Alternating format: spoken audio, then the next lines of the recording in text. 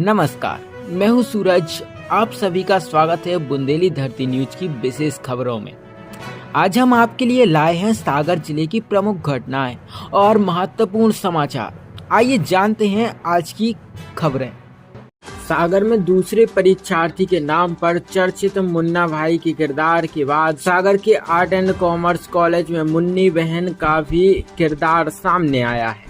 प्राचार्य डॉक्टर संजीव दुबे की सख्ती के चलते राजस्थान की रहने वाली उक्त फर्जी परीक्षार्थी का यूएफएम केस बनाने के साथ ही उसे पुलिस के हवाले कर दिया गया। सागर शासकीय कला एवं वाणिज्य महाविद्यालय में इन दिनों महाराजा छत्रसाल बुंदेलखंड विश्वविद्यालय की वार्षिक परीक्षा चल रही है। शनिवार को सुबह 11 से 2 बजे की पाली में स्वामी विवेकानंद महाविद्यालय में पंजीकृत उक्त फर्जी छात्रा बीपी एड की परीक्षा देने पहुंची थी।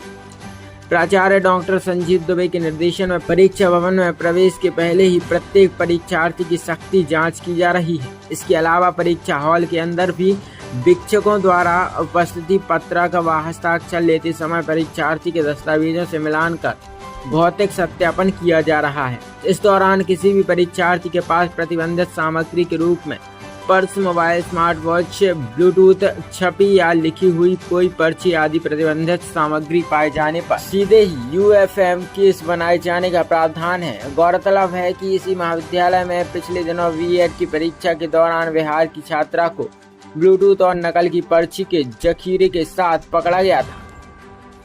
शनिवार को विज्ञान संकाय के नए भवन में राजस्थान की रहने वाली उक्त फर्जी परीक्षार्थी के पहुंचने पर गेट पर जांच कर रहे हिंदी विभाग के सहायक प्राध्यापक डॉक्टर राणा कुंजर सैको परीक्षार्थी के प्रवेश पत्र और उसकी भौतिक उपस्थिति में संदेह होने पर उससे परिचय पत्र मांगते हुए पूछताछ की, परंतु वह अपनी चालाकी से चकमा देकर परीक्षा हॉल के अंदर तक पहुँच गए। संदेह पुख्ता होने पर गेट पर जाँच कर रहे डॉक्टर राणा कुंजर सैन केंद्र अध्यक्ष डॉक्टर विनय शर्मा तथा प्राचार्य डॉक्टर संजीव दुबे को इसकी जानकारी दी। छात्रा से पूछताछ करने पर यह पाया गया कि वह कथित रूप से अपनी गर्भवती बहन के नाम पर चकमा देकर परीक्षा देने परीक्षा हॉल में प्रवेश कर गई थी। इस पर प्राचार्य डॉक्टर संजीव दुबे के निर्देश पर थाना सिविल लाइन पुलिस को सूचना दी गई। पुलिस ने प्रारंभिक पूछताछ की बात मुन्नी बहन को हिरासत में ले लिया और आगे की कार्रवाई की गई। नमस्कार, मैं हूँ सूरज। आप सभी का स्वागत है बुंदेली धरती न्यूज की विशेष खबरों में।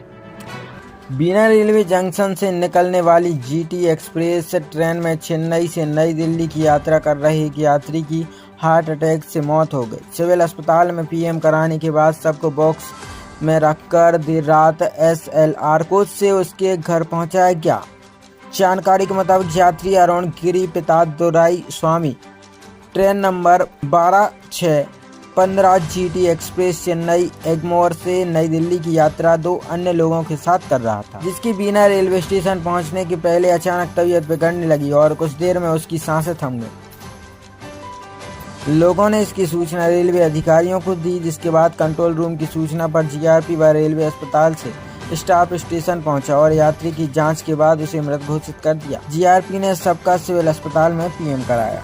अरुण के परिजन सबको घर ले जाने के लिए परेशान हो रहे थे, क्योंकि उनकी भाषा कोई समझ नहीं पा रहा था, ना ही वह किसी की भाषा समझ पा रहे थे। तब रेलवे अधिकारियों को इस बारे में जानकारी लगी तो उन्होंने अस्पताल पहुंचकर कागजी कार्रवाई पूरी कराई और बॉक्स में सबको रखवा कर देर रात ट्रेन नंबर 126 जीटी एक्सप्रेस से चेन्नई एगमोर भेजा गया, जहां से सब उसके घर अराकोनम जिला बेलूर तमिलनाडु भेजा गया। बीना जीआरपी थाना प्रभारी बबीता कठेरिया ने बताया कि यात्रा के दौरान एक यात्री की मौत हो गई थी। सिविल अस्पताल में पीएम कराने के बाद सबको ट्रेन के एसएलआर कोच से उसके घर पर भेजा गया है। मर्ग कायम कर मामले की जांच की जाएगी। नमस्कार, मैं हूँ सूरज। आप सभी का स्वागत है बुंदेली धरती न्यूज की विशेष खबरों में। सागर पुलिस अधीक्षक अभिषेक तिवारी द्वारा समस्त थाना प्रभारी को उनके क्षेत्र अंतर्गत अवैध हथियार पर अंकुश लगाने हेतु निर्देशित किया गया था, जिसके परिपालन में अतिरिक्त पुलिस अधीक्षक सागर एवं अनुविभागीय अधिकारी के मार्गदर्शन में टीम का गठन किया गया था।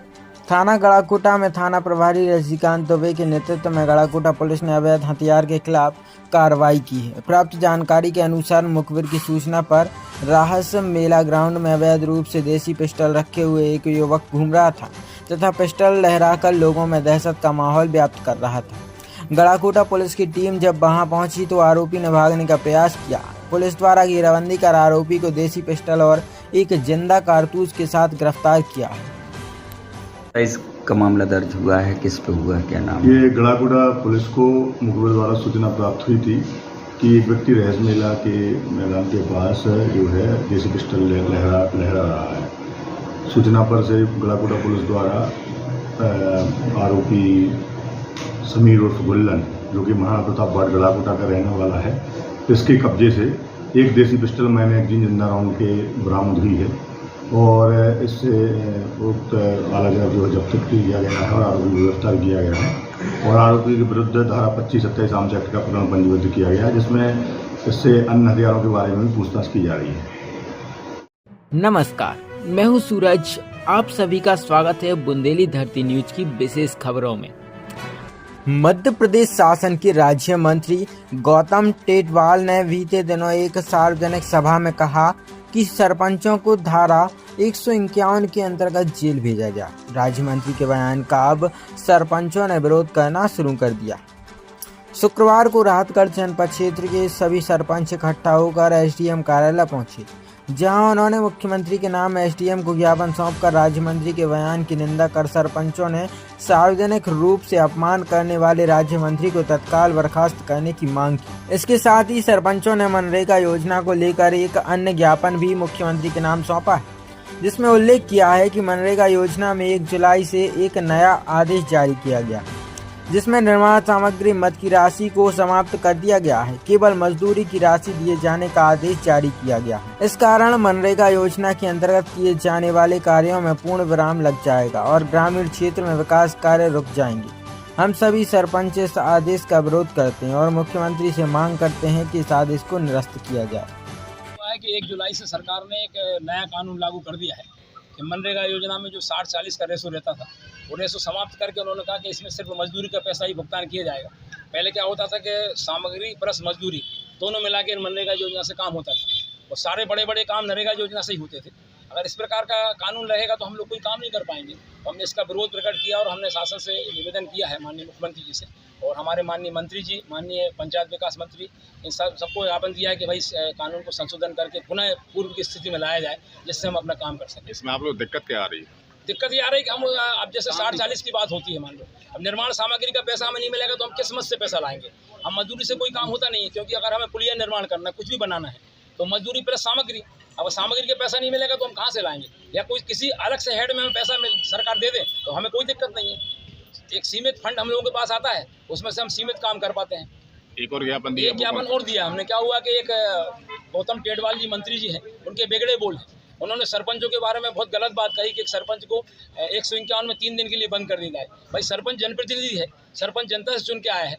जैसे विधायक चुने, सांसद चुने, अगर कार्रवाई हो तो सांसद के ऊपर कार्रवाई हो, विधायक के ऊपर कार्रवाई हो, क्षेत्र के जो भी व्यक्ति उन पर सब पर कार्रवाई हो, सिर्फ सरपंच पे कार्रवाई क्यों हो? किस विषय को लेकर कार्रवाई? उन्होंने ये कहा कि जो रोड पे जो गाय घूम रही हैं, सरपंच पूरी कोशिश करता है कि ग्राम पंचायतों में नुकसान किसी प्रकार का ना हो, परंतु अकेले सरपंच दोषी हो, ये गलत बात है। तो हम इसका विरोध करते हैं और माननीय मुख्यमंत्री जी से हमने मांग की है कि ऐसे मंत्री को मंत्रिमंडल से बर्खास्त किया जाए। और आप लोगों की मांग पूरी नहीं होती क्या करेंगे आगे? हम आंदोलन करेंगे। 1 हफ्ते का 15 दिन का समय दिया हमने और 23 तारीख को हमारा एक बृहद सम्मेलन है। 23 तारीख को हम सारे सरपंच लोग भोपाल में इकट्ठा हो रहे हैं। वहाँ भी हम लोग सारे मुख्यमंत्री जी के बंगले के सामने एक धरना दे रहे हैं। सारे सरपंच अपनी मांग रख रहे हैं, क्योंकि सरपंच इस समय बहुत दुखी है। इन 2 सालों से हम लोगों की हालत बहुत ज़्यादा खराब है, तो सरकार हम लोगों को शिकंजा कसती जा रही है। नमस्कार, मैं हूं सूरज। आप सभी का स्वागत है बुंदेली धरती न्यूज की विशेष खबरों में। नए बस स्टैंड से बसों के संचालन के हाईकोर्ट के आदेश का भाजपा पदाधिकारियों ने किया स्वागत, कमियों को दूर करने की बात कही। जबलपुर हाईकोर्ट के आदेश के बाद अब सागर शहर में नए बस स्टैंड से ही बसों का संचालन शुरू हो गया। वहीं हाईकोर्ट के आदेश का भाजपा के प्रदेश कार्य समिति सदस्य शैलेश केसरवानी, जिला उपाध्यक्ष जगन्नाथ गौरैया ने स्वागत किया है। उन्होंने कहा कि हम सभी को हाईकोर्ट के आदेश का पालन करना था। इसके पहले हाईकोर्ट ने नए बस स्टैंड से बसों के संचालक पर रोक भी लगा दी थी, उसका भी हम लोगों ने पालन किया था। अब वह रोक हटा दी है तो उसका भी पालन करेंगे। उन्होंने कहा कि शहर के विकास, यातायात व्यवस्था में सुधार के लिए नए बस स्टैंड जरूरी है। हालांकि उन्होंने यह भी कहा कि बस स्टैंड पर जो भी कमियां हैं प्रशासन से बात करेंगे, उन कमियों को दूर किया जाएगा जिससे लोगों को परेशानी न हो। नए और पुराने बस स्टैंड को लेकर काफ़ी चर्चा चल रही थी। आज माननीय हाईकोर्ट का आदेश आया है, क्या कहना चाहेंगे आप? नए बस स्टैंड को लेकर जो ऑपरेटर द्वारा एक विवाद चल रहा था, ऑपरेटर लोग हाई कोर्ट गए हुए थे, जहां उनको स्टे मिला था। उस स्टे का प्रशासन द्वारा पालन किया गया और तब से लेकर आज तक पुराने बस स्टैंड से बसों का संचालन हो रहा था। लेकिन आज उसी स्टे को हाई कोर्ट ने वैकेट कर दिया। इसलिए प्रशासन ने जो नए बस स्टैंड की व्यवस्था ऑपरेटरों को दी थी उसे सहर्ष स्वीकार करना चाहिए। हम यदि सहर्ष स्वीकार नहीं करेंगे तो शहर का विकास कैसे होगा? शहर के विकास की दृष्टि से हमें इन नए बस स्टैंडों से बसों का संचालन करना बहुत आवश्यक है। का भी मुद्दा चल रहा था पुराने और नए को लेके, तो अभी माननीय हाईकोर्ट का आदेश आया है कि नए बस स्टैंड से ही बसें संचालित होंगी, क्या कहना है? माननीय उच्च न्यायालय के आदेश से उनको इस तरह आदेश मिला था, उसको हमने स्वीकार किया, सार स्वीकार किया। अब उच्च न्यायालय ने फिर आदेश दिया है कि वहीं से संचालित होगा, तो वहीं से संचालन का उनका निर्णय का स्वागत है। और जो कमियाँ हैं, मैं इस बात में एक बात कहना चाहूँगा कि कहीं ना कहीं एक कम्युनिकेशन गैप है।